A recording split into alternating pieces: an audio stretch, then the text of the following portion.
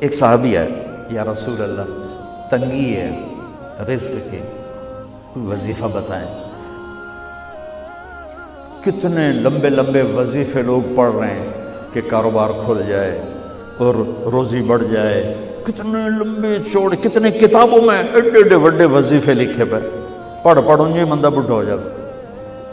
میں قربان جاؤں یا رسول اللہ آپ کی شفقتوں پر، آپ کی رحمتوں پر، سنو یہ کرو، میری بات نہیں ہے، میرے نبی کی بات ہے۔ تجربے کی وجہ سے کرو گے تو کچھ نہیں ملے گا، یقین سے کرو گے تو دروازے کھلتے دیکھو۔ کہ یا رسول اللہ ارید ان یوسع علی رزقی، میں چاہتا ہوں میری روزی کھل جائے۔ تو آپ نے کہا ادم علی الطہارہ یوسع علیک رزقک، تو باوضو رہا کر تیرا رزق کھل جائے۔ کوئی زور لگتا ہے وضو؟ تمہارے ہاں تو سردی ہوتی ہی کوئی نہیں کہ بھئی ٹھنڈا پانی ہے کیسے وضو، یہ تو ہمارے لیے مسئلہ ہے کہ بھئی ٹھنڈا پانی ہے کیسے وضو کرو۔ وہ ہمارے گاؤں کا مراسی مجھے مل گیا، میں نے کہا چل نماز پڑھے کہ نہیں جی میاں جی سردی بڑی نہ لے جاؤں، سردی بڑی، مراسیوں کو سردی زیادہ لگتی ہے۔ میں نے کہا نہیں آج تک نماز پڑھا کے چھڑنا ہے۔ میں اس کو لے کے جب وہ ٹوٹی پہ بیٹھا نا، جو ہی ہاتھ پہ پانی، اوہ حالے ہو ٹھنڈا پانی، اوہ حالے ہو ٹھنڈا پانی۔ تمہارے لیے تو یہ مسئلہ بھی نہیں کہ ٹھنڈا پانی۔ میرے نبی کی یہ سارا مجمع لے لو، یہ اوپر مستورات لے لیں، ادم علی الطہارہ یوسع علیک رزقک، میرے نبی نے فرمایا باوضو رہنا شروع کر دے، اللہ تیرا رزق کھول دے گا۔ ابھی اللہ رسول کی آپس کی بات ہے تو میری بات ہوتی تو دیوار پہ مار دو، تجربہ کرو۔ نبی کی بات کو تجربہ کر کے نہیں کرتے، یقین کے ساتھ کرتے ہیں۔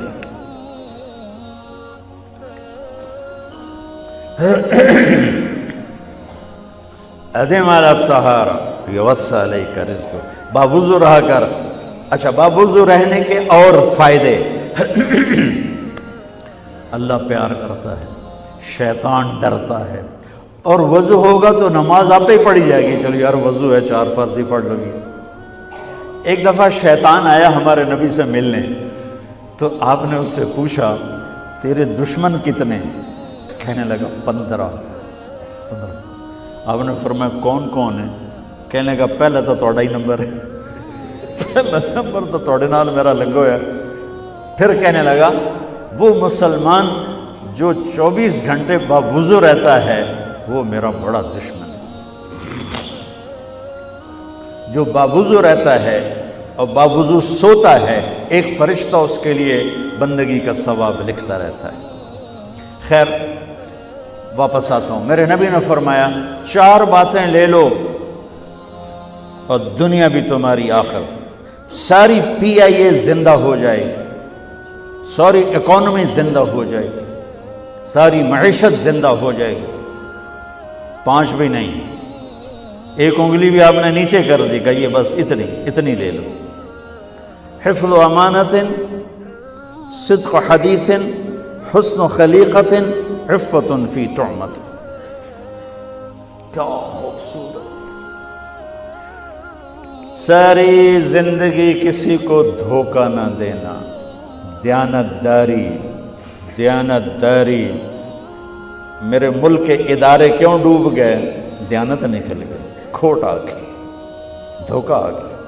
میرے نبی نے کہا حفظ امانت، کبھی امانت میں خیانت نہ کرنا، صدق حدیث، کبھی جھوٹ نہ بولنا، ہمیشہ سچ بولنا۔ میرے نبی نے فرمایا میرا امتی ہر گناہ کر سکتا ہے، 2 نہیں کر سکتا، ایک جھوٹ کبھی نہیں بولے گا، ایک دھوکہ کبھی نہیں دے گا۔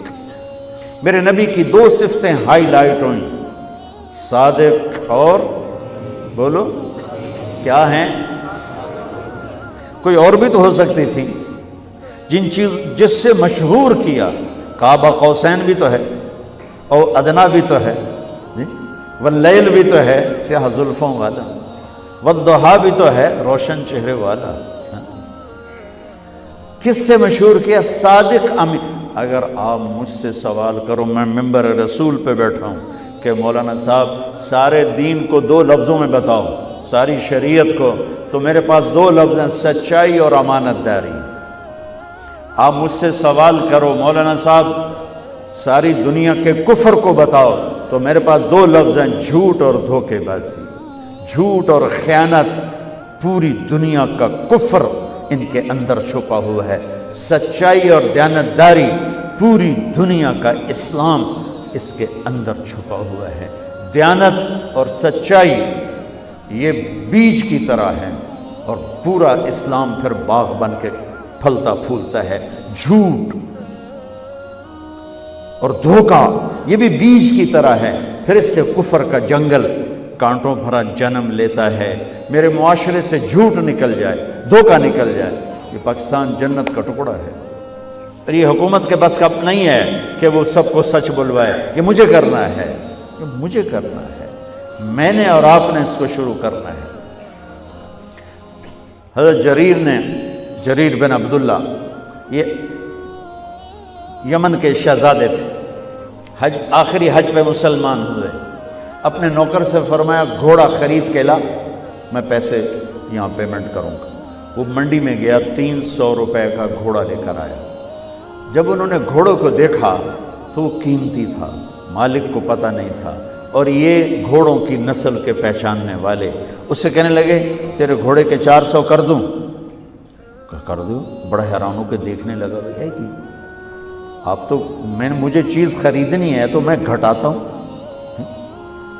اور اجمل نے بیچنی ہے تو یہ اس کی قیمت بڑھاتا ہے، اور یہاں خریدار کہہ رہا ہے 400 کر دوں؟ وہ کہنے لگے کر دو۔ کہ 500 کر دوں؟ کہنے لگا کر دو۔ کہ 600 کر دوں؟ اور وہ تھوڑا تھوڑا گھبرانے لگا، بھائی یہ چکر کی ہے۔ 700 کر دوں؟ 800 کر دوں؟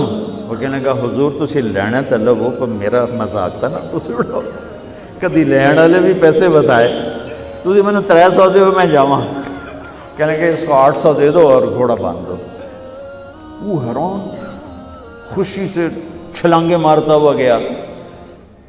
تو جب وہ چلا گیا تو نوکر نے پوچھا میں جب 300 میں سودا کر کے آیا تھا تو 500 کس خوشی میں بڑھائے؟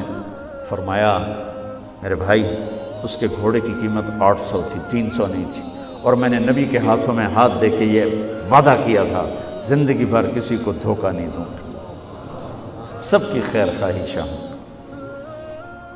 تو بھائیو میرے اداروں میں کس ٹیلنٹ کی کمی نہیں، صلاحیتوں کی کمی نہیں، دیانت کی کمی ہے، قوت عمل کی کمی نہیں، سچائی کی کمی ہے۔ حجاج بن یوسف ایک ظالم گورنر گزرا ہے، اس کے خلاف بغاوت ہوئی، وہ ناکام ہو گئی۔ تو